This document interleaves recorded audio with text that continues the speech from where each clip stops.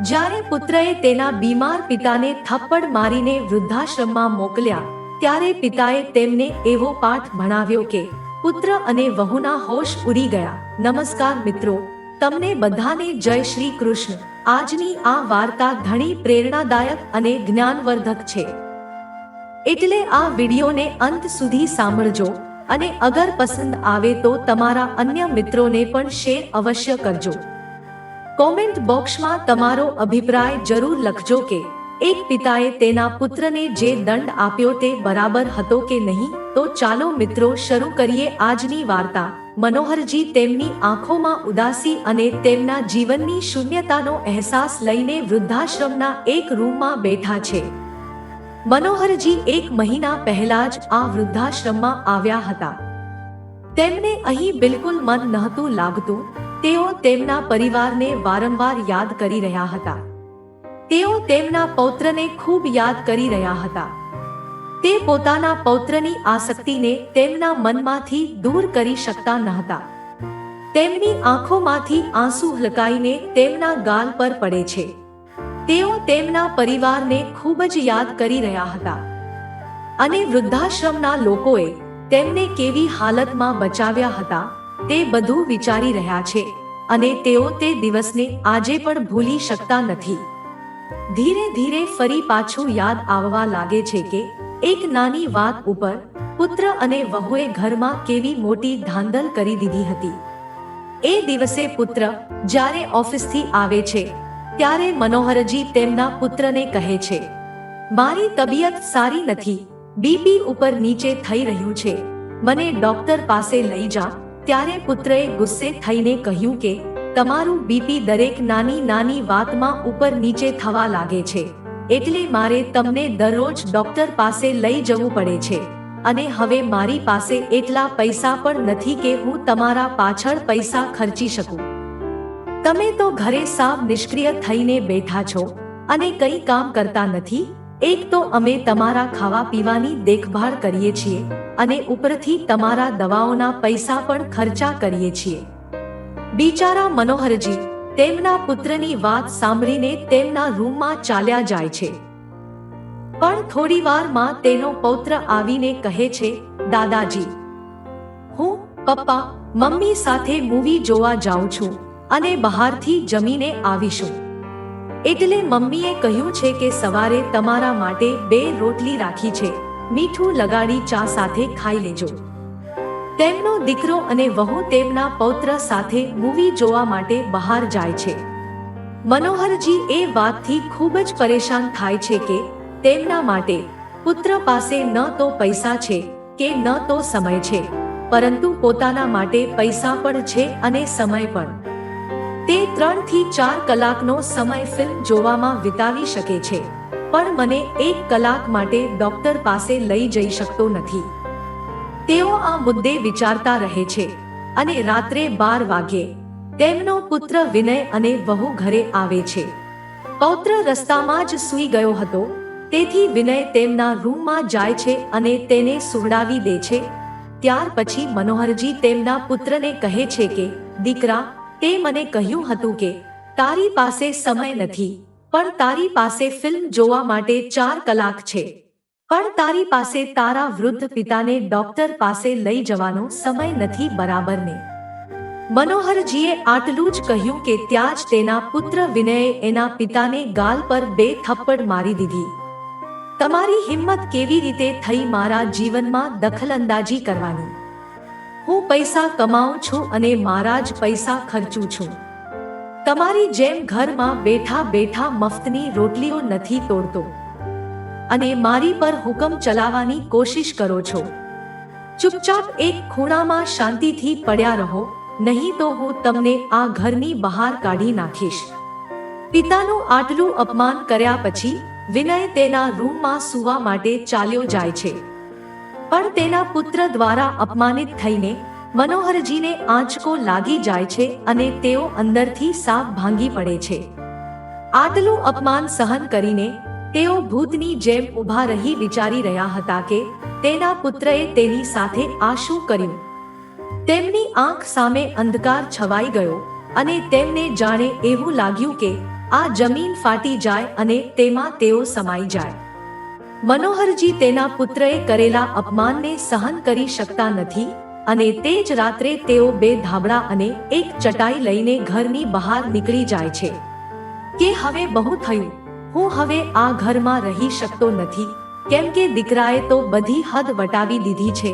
એકવાર તેણે હાથ ઉપાડ્યો છે તો હવે વારંવાર તેને આ કરવાની આદત પડી જશે. હું હવે આ ઘર છોડી દઉં એ જ સારું છે અને હવે આ ઘરમાં રહેવું એ મારા વશમાં નથી. હવે આવું અપમાન સહન નહીં થાય. અને તેઓ તેમની આવશ્યક ચીજવસ્તુઓ લઈને ઘરમાંથી નીકળી જાય છે. કડકડતી શિયાળાની ઠંડીમાં રસ્તાના કિનારે રહેલી બેન્ચ પર 4 દિવસ વિતાવે છે. એ જ ધાબળા અને ચટાઈ પાથરીને તેઓ રાત્રે સૂઈ જાય છે. તેમની પાસે થોડા પૈસા હતા, તેનાથી તેઓ કંઈક ખાવાનું ખરીદીને પોતાનું પેટ ભરી લેતા. આ 4 દિવસમાં પુત્ર કે વહુએ એક વખત પણ તેમને શોધવાનો પ્રયાસ કર્યો ન હતો. તેમની પાસે તો ફોન પણ હતો, પરંતુ પુત્ર કે વહુ બંનેમાંથી કોઈએ ફોન કરવાની જરૂરત ન સમજી કે પોતાના પિતાને એક વખત પણ ફોન કરીને પૂછી લે કે તમે છેલ્લા 4 દિવસથી ક્યાં છો. પણ પુત્ર અને વહુ પોતે જ ઈચ્છતા હતા કે તેઓ આ ઘર છોડીને ચાલ્યા જાય, કેમ કે તેઓ મફતના રોટલા તોડતા હતા. આમ પણ ઘરે બેઠેલા વૃદ્ધ પિતા પુત્ર માટે બોજ લાગે છે. અગર જો પિતા કમાઉ હોય તો પછી દીકરા તેમને ઘરે રાખે છે, પણ જો વૃદ્ધાવસ્થામાં પિતા પાસે પૈસા ન હોય તો પુત્રને પિતાને રાખવું, 2 સમયનું ભોજન આપવું એ પણ બોજ જેવું લાગે છે. મનોહરજીની તબિયત પહેલાથી સારી નહોતી રહેતી. તેમનું બીપી સતત ઉપર નીચે થતું રહેતું હતું અને તેમને બ્લડ સુગરની સમસ્યા પણ હતી. તેઓ 4 દિવસથી બરાબર ખાતા પીતા ન હતા, તેથી તેમની તબિયત ખૂબ જ ખરાબ થવા લાગી હતી. એક વખત તેઓ બેહોશ થઈને રસ્તાના કિનારે પડી ગયા. ત્યારે અચાનક વૃદ્ધાશ્રમના લોકોની નજર તેમના પર પડી અને તેઓએ તેમને તેમના વૃદ્ધાશ્રમમાં લઈ ગયા. મનોહરજીની હાલત એટલી ખરાબ હતી કે વૃદ્ધાશ્રમના લોકોએ તેમને 2 દિવસ હોસ્પિટલમાં દાખલ કર્યા. ત્યારબાદ તેમની તબિયતમાં થોડો સુધારો થયો. વૃદ્ધાશ્રમના લોકોએ ખૂબ કાળજી લીધી એટલે તેઓ જલ્દી સ્વસ્થ થઈ ગયા. હવે ધીમે ધીમે મનોહરજીએ વૃદ્ધાશ્રમની અલગ અલગ પ્રવૃત્તિઓમાં ભાગ લેવાનું શરૂ કરી દીધું. વહેલી સવારે ચાલવા જવાનું શરૂ કર્યું અને તેમણે વૃદ્ધાશ્રમમાં કેટલાક મિત્રો પણ બનાવ્યા જે તેમના જેવા જ હતા. પછી સવારે બધા વૃદ્ધ લોકો સાથે યોગા કરતા હતા. બધા એક સાથે ચા નાસ્તો કરતા હતા અને પોતપોતાની આપવીતી સંભળાવતા હતા. શરૂઆતમાં મનોહરજીને વૃદ્ધાશ્રમમાં રહેવું ગમતું ન હતું. ત્યાં બધું સૂનું સૂનું લાગતું હતું. તેઓને તેમના ઘરની ખૂબ જ યાદ આવતી હતી, કેમ કે તેમણે પોતાનું આખું જીવન ત્યાં વિતાવ્યું હતું અને તે ઘર તેમણે પોતાની મહેનતની કમાણીથી બનાવ્યું હતું. પરંતુ આજે તેના પુત્રએ તે ઘરમાં એક રોટલી માટે તરસાવી દીધો હતો અને તેમના પુત્રએ પિતા સાથે દુર્વ્યવહાર કર્યો હતો. પણ હવે ધીરે ધીરે તેમને વૃદ્ધાશ્રમમાં ગમવા લાગ્યું હતું અને બધાની વાતો સાંભળીને તેમને એ સમજાઈ ગયું કે ઘડપણમાં કેવી રીતે જીવવું જોઈએ, બેંક બેલેન્સને કેવી રીતે મેનેજ કરવું જોઈએ. એકવાર મનોહરજી તેમના મિત્ર સુખચંદજી સાથે ગાર્ડનના પાર્કમાં બેઠા હતા. ત્યારે સુખચંદજીએ મનોહરજીને પૂછ્યું, મિત્ર, તમે પહેલા શું કરતા હતા અને તમારી પત્ની ક્યાં છે? તો તેમણે કહ્યું કે હું એક ટીચર છું અને હું એક પ્રાઇવેટ સ્કૂલમાં ભણાવતો હતો. મારી પત્ની 20 વર્ષ પહેલા જ મને છોડીને ભગવાન પાસે ચાલી ગઈ. મને માત્ર એક જ પુત્ર છે જેનું નામ વિનય છે. મેં માતા વગરના મારા પુત્રને ખૂબ જ સારી રીતે ઉછેર્યો છે અને ક્યારેય તેને કોઈ પણ ચીજ માટે તેની માની ગેરહાજરીનો અહેસાસ થવા દીધો નથી. તેને સારી રીતે ભણાવવા મેં સખત મહેનત કરી, વધારે કમાણી કરી હતી. પ્રાઇવેટ સ્કૂલની સાથે સાથે હું બાળકોનું ટ્યુશન પણ કરતો હતો, જેથી હું થોડા વધારાના પૈસા કમાઈ શકું અને મારા પુત્રના ભણતર પાછળ ખર્ચી શકું. હું ઈચ્છતો હતો કે મારો પુત્ર ભણી ગણીને એક મોટો માણસ બને અને તેને એક સારી નોકરી મળે તો મારું ઘડપણ પણ સુધરી જાય. અને પછી હું મારા પુત્ર, વહુ અને પૌત્રો સાથે સારી રીતે જીવન પસાર કરી લઈશ. મારી પત્ની મને મારા જીવનની શરૂઆતમાં જ છોડી ગઈ હતી અને મેં મારું આખું જીવન એકાકીમાં વિતાવ્યું હતું. એટલે વિચાર્યું હતું કે મારો પુત્ર મોટો થશે, મારી વહુ મારા ઘરે આવશે, મારા પૌત્રાઓ થશે તો મારું ઘર ફરી હર્યું ભર્યું બની જશે અને પછી કમસે કમ મારું ઘડપણ તો સારી રીતે વીતશે. આ બધી ઈચ્છા સાથે મેં મારા દીકરાને ભણાવ્યો ગણાવ્યો. પછી મારો દીકરો પણ સારી જગ્યાએ નોકરી કરવા લાગ્યો. પછી તેના લગ્ન થયા અને ઘરમાં એક પૌત્ર પણ આવ્યો. પરંતુ પછી મારી તબિયત થોડી ખરાબ રહેવા લાગી, તેથી મેં મારી સ્કૂલની નોકરી છોડી દીધી અને બાળકોને ટ્યુશન આપવાનું પણ બંધ કર્યું. મને સુગર અને બીપીની સમસ્યા હતી. મેં વિચાર્યું, ચાલો સારું, હવે તો મારો પુત્ર કમાવા લાગ્યો છે. મેં આખી જિંદગી કમાણી કરી છે, જે મેં મારા દીકરા પર લગાડી છે, તો હવે મારો દીકરો તેની વૃદ્ધાવસ્થામાં મને 2 રોટલી તો ચોક્કસ ખવડાવશે. પણ જેમ જેમ મેં કમાવવાનું બંધ કર્યું, મારા પુત્ર અને વહુનું વલણ પણ બદલાવા લાગ્યું. 6 મહિના પછી ઘરની દરેક નાની મોટી વાત પર કલેશ થવા લાગ્યો. પૈસા માટે ઘરમાં ધાંધલ થવા લાગી. હું જ્યારે મારા પુત્ર અને વહુ પાસે મારી દવાઓ માટે પૈસા માંગતો તો તેઓ મારી સાથે ઝઘડો કરવા લાગતા અને કહેતા કે તેઓ આ ઘરમાં બોજ બનીને બેઠા છે, કોઈ કામ કેમ કંઈ નથી કરતા. કંઈક તો કરો, તમે હજી એટલા બુઢા પણ નથી થયા કે હાથ પર હાથ જોડીને ઘરે બેઠા રહો. જાઓ, પૈસા કમાવો અને ઘરમાં લાવીને આપો.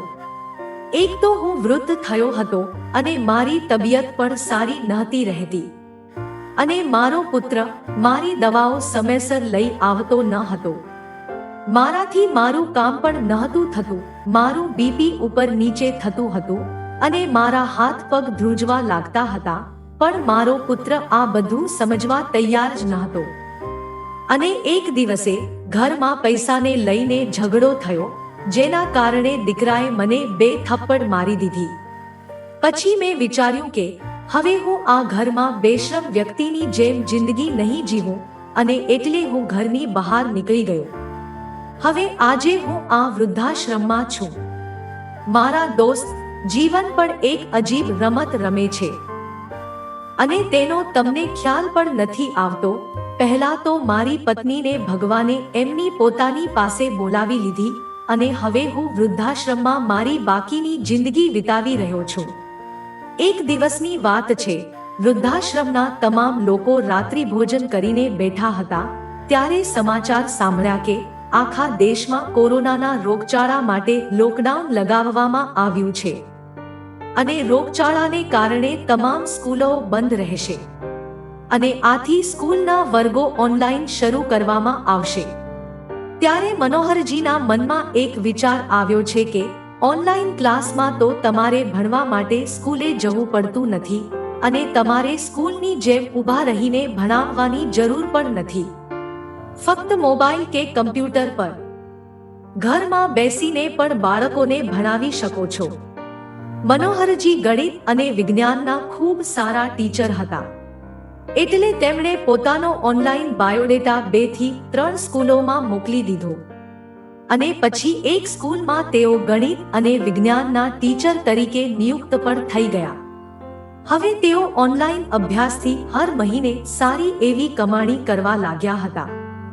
તે સવારે 8 થી બપોરના 12 વાગ્યા સુધી પોતાના ફોનથી ઓનલાઈનમાં બાળકોને ભણાવતા હતા. હવે તેઓ દર મહિને 25,000 રૂપિયા કમાવા લાગ્યા અને પોતાનો તમામ ખર્ચ પોતે જ ઉઠાવવા લાગ્યા. અને થોડા પૈસા તેમણે વૃદ્ધાશ્રમને દાન આપવાનું શરૂ કર્યું, જેથી અન્ય લોકોને પણ મદદ મળી શકે. કેમ કે હવે વૃદ્ધાવસ્થામાં તેમને પૈસાની એટલી જરૂર નહોતી કે તેઓ પોતાના પર પૈસા ખર્ચી દે. પણ એક દિવસ એવો આવ્યો, આ વાત તેના પુત્ર અને વહુને ખબર પડી કે તેમના પિતાએ ફરીથી પૈસા કમાવવાનું શરૂ કર્યું છે અને તેમણે ફરીથી બાળકોને શીખવવાનું શરૂ કર્યું છે અને તેઓ આટલા પૈસા ક્યાં ખર્ચતા હશે. તેથી તેઓ બંને તેમના પિતાને કેમ પણ રીતે શોધી કાઢે છે. મનોહરજીનો એક અઠવાડિયા પછી જન્મદિવસ આવવાનો હોય છે. તેથી જન્મદિવસની તારીખે બંને પુત્ર અને વહુ મનોહરજી માટે કેક લઈને વૃદ્ધાશ્રમમાં પહોંચી જાય છે અને કહે છે કે પિતાજી, તમને જન્મદિવસની ખૂબ ખૂબ શુભેચ્છાઓ. આજે તમે 65 વર્ષના થયા છો. તમારો પૌત્ર તમને ખૂબ જ યાદ કરે છે. હવે તમે ઘરે પાછા આવો. તમે વૃદ્ધાશ્રમમાં ઘણું રહી લીધું. હવે તમારા પુત્ર વહુના ઘરે ચાલો. અમે તમને લેવા આવ્યા છીએ અને અમે તમને ત્યાં જ રાખીશું. મનોહરજી તેમના પુત્ર અને વહુની વાત ચૂપચાપ સાંભળતા રહ્યા. તેઓ કાંઈ બોલ્યા નહીં. એટલે પુત્રએ ફરીથી કહ્યું, ચાલો અમારી સાથે, અમે તમને લેવા આવ્યા છીએ. પરંતુ મનોહરજી તેમના પુત્ર અને વહુ સાથે જવાની સ્પષ્ટ ના પાડી દે છે. પુત્ર અને વહુ નિરાશા ચહેરે ઘરે પાછા ફરે છે. આ વાતના 6 મહિના પછી જ કોરોનાને કારણે તેમના પુત્ર વિનયની નોકરી છૂટી જાય છે અને હવે ઘરમાં ખર્ચાના લાલા પડવા લાગ્યા હતા. પતિ પત્ની મુશ્કેલીમાં મુકાઈ ગયા હતા અને એથી પતિ પત્ની વચ્ચે ખૂબ ઝઘડો થવા લાગે છે. જે પણ બચના પૈસા રાખ્યા હતા તે પણ 2 થી 3 મહિનામાં ખર્ચાઈ ગયા અને આ બાજુ વિનયને પણ નોકરી જલ્દી મળતી ન હતી. એટલે વહુ અને પુત્ર ફરી દોડીને તેમના પપ્પા પાસે જાય છે અને તેમની પાસે રડતા રડતા કહે છે કે પપ્પા, મારી નોકરી પણ ચાલી ગઈ છે અને અત્યારે ઘરમાં ઘણો ખર્ચો પણ છે. હવે મારી પાસે બિલકુલ પૈસા નથી. મેં મારા પુત્રની સ્કૂલની ફી પણ ભરી નથી. ખાવા પીવા પાછળ ખર્ચ કરવો પડે છે. હવે તમે પૈસા કમાવો છો તો કમસે કમ તમે તો અમને પૈસા આપો. જો તમે નહીં આપો તો કોણ આપશે? અમે તમારા બાળકો છીએ. શું કોઈ તેમના બાળકો સાથે આવું વર્તન કરે છે કે? તમારા બાળકો પરેશાન છે, ઘરે ઘરે ભટકી રહ્યા છે અને તમે તમારા જ પૈસા બાળકોને આપવાને બદલે આ વૃદ્ધાશ્રમમાં આપી રહ્યા છો. તમે આવા કેવા પિતા છો? તમને સહેજ પણ દયા નથી આવતી તમારા પુત્ર, વહુ અને કે પૌત્ર પર? પુત્રની વાત સાંભળીને મનોહરજી ખુરશી પરથી ઊભા થઈ જાય છે. ત્યાં વૃદ્ધાશ્રમના તમામ લોકો પણ બેઠા હોય છે. મનોહરજી તેમની ખુરશી પરથી ઊભા થાય છે અને તેમના પુત્રની નજીક જઈને જોરથી 2 વાર થપ્પડ મારી દે છે અને કહે છે, વિનય દીકરા, આજે આટલા મહિનાઓ પછી તને યાદ આવી રહ્યું છે કે તારો પણ કોઈ પિતા છે અને તારા બાપની તારા પ્રત્યે કોઈ ફરજ પણ છે. આજે જ્યારે તારી પાસે પૈસા નથી તો તું મારી પાસે પૈસા માંગવા આવ્યો છે અને તું મારી ફરજ શું છે એ તું યાદ અપાવવા આવ્યો છે. અરે તું તારી ફરજને યાદ કર. જ્યારે તે દિવસે તે મને ડોક્ટર પાસે લઈ જવાની ના પાડી ત્યારે તારી ફરજ ક્યાં ગઈ? અરે તે એક બાપનું જેટલું અપમાન કર્યું છે ને એટલું તો કોઈએ નહીં કર્યું હોય. કેટલી બધી ઈચ્છાઓ સાથે મેં આખી જિંદગી તને પાળ્યો હતો. મારી બધી કમાણી તારી પાછળ ખર્ચી દીધી હતી, પણ તે મારી સાથે શું કર્યું? તે મારા જ ઘરમાંથી મને થપ્પડ મારીને બહાર નીકળી જવા માટે મજબૂર કરી નાખ્યો. અને આજે જ્યારે તારી નોકરી ચાલી ગઈ છે અને તારી પાસે પૈસા નથી તો મને જ કહે છે કે મારા બાળકોની સંભાળ રાખવી એ મારી ફરજ છે. શું બાળકોની ફરજ નથી કે તેઓ તેમના વૃદ્ધ માતા પિતાની સંભાળ રાખે, તેમના વૃદ્ધ માતા પિતાની સેવા કરે, તેમના વૃદ્ધાવસ્થામાં તેમના માટે દવા લાવી દે? આવ્યો બહુ મોટો મને જ્ઞાન દેવા. હમણાં જ આ વૃદ્ધાશ્રમમાંથી ચાલ્યો જા, નહીં તો હું અત્યારે જ પોલીસને બોલાવીશ અને પોતાના પિતા પર હુમલો કરવાનો કેસ દાખલ કરી દઈશ. મનોહરજીની હિંમત જોઈને વૃદ્ધાશ્રમના બધા લોકો તાળીઓ પાડવા લાગે છે અને લોકો કહેવા લાગે છે કે તમે અદ્ભુત નિર્ણય લીધો છે. અરે, તમને તમારા બાળકે એકવાર છેતર્યા છે, પણ બીજી વાર સાવધાન રહેવું જ જોઈએ. આ ખૂબ જ સારી વાત છે. આજે પણ તમારો પુત્ર તમારી પાસે કંઈક લેવા આવ્યો છે, પણ કંઈ આપવા આવ્યો નથી. આ પુત્રનો ઈરાદો સારો નથી. પછી વૃદ્ધાશ્રમના સંચાલક પણ ત્યાં આવી જાય છે અને તેઓ વિનયને કહે છે, બેટા, તું અત્યારે આ જગ્યા છોડી દે અને કોઈની સાથે જોર જબરદસ્તી કરવાની કોશિશ ન કર. નહીંતર અમે તને કાયદાની ભાષામાં સમજાવીશું.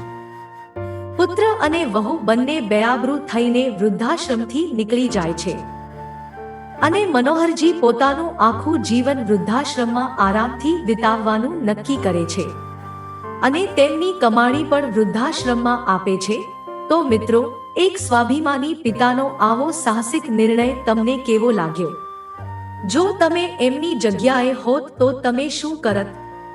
આજની યુવા પેઢીને જાગૃત કરવાનો આ કદાચ શ્રેષ્ઠ માર્ગ છે અને આવી વાર્તાઓ દ્વારા જ આપણી ભાવિ પેઢી જાગૃત થઈ શકે છે.